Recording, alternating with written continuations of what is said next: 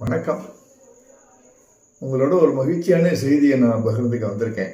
நான் ராஜ்குமார் பாரதி, கர்நாடக இசை கலைஞர், மகாகவி பாரதியாருடைய கொள்ளு பேரன். நம்முடைய மதிப்புக்குரிய சேவாலயா முரளி அவர்கள்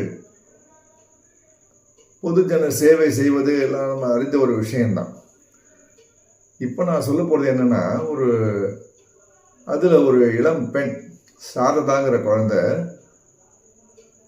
எந்தவித பின்னணியும் இல்லாமல் தன்னுடைய உந்துதல் காரணமாக மாத்திரம் தனக்குள்ளே எல்லையற்ற ஒரு ஆர்வத்தினால இசையை தேர்ந்தெடுத்திருக்கா. சங்கீதத்தையே தன்னுடைய தொழிலாக வச்சுக்கணுங்கிற அளவுக்கு அவளுக்கு அதில் ஒரு ஆர்வம், ஒரு ஆசை. குடும்ப பின்னணியே இல்லை அப்படிங்கிற காரணம் இருந்தாலும் அதை நம்ம புறந்தள்ளிடலாம். ஏன்னா அவருக்கு தான் முரளி இருக்காரு.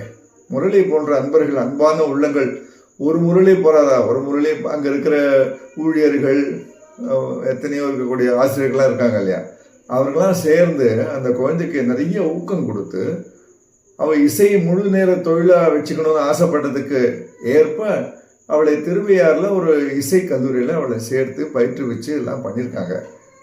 இதில் ரொம்ப அழகான விஷயம் என்னென்னா, அந்த குழந்தை இப்போ வரக்கூடிய தியாகராஜ உற்சவத்தில், திருவையாறில் நடக்கக்கூடிய தியாகராஜ ஆராதனையில் அவள் பாட போகிறாள். அவளுடைய பாட்டை நான் கொஞ்சம் கேட்டேன். இனிமையான குரல், ரொம்ப அழகான குரல் வளம். அவள் தங்கிட்ட இருக்கக்கூடிய கலையை நல்லா மேம்படுத்தின்னு இருக்கா. இந்த ஒரு பெருமுயற்சி பெரும் பாராட்டக்குரியது. அவள் இன்னும் தன்னை மென்மேலும் மெருகேற்றி நல்ல தன்னை பயிற்றுவிச்சு கொண்டு நல்ல இசை கச்சேரிகள் செய்து இது ஒரு முன்னணியாக, ஒரு முன்னோடியாக அதை இருக்க காட்டணுங்கிறது என்னுடைய ஆசை, என்னுடைய வாழ்த்துக்கள். இந்த மாதிரி ஒரு சிறந்த பணியை செஞ்சு வரும் சேவாலயா முரளி அவர்களுக்கு இந்த மனமார்ந்த பாராட்டுக்கள்.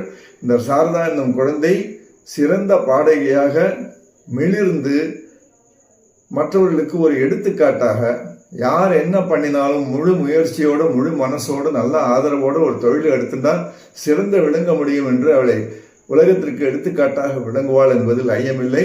என்னுடைய மனமார்ந்த வாழ்த்துக்களும் பாராட்டுகளும்.